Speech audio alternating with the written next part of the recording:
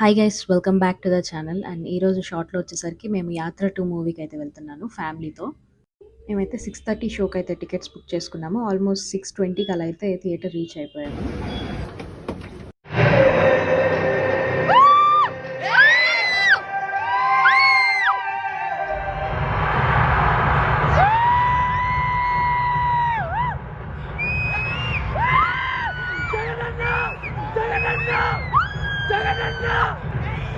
Jai Jagan Jai Jagan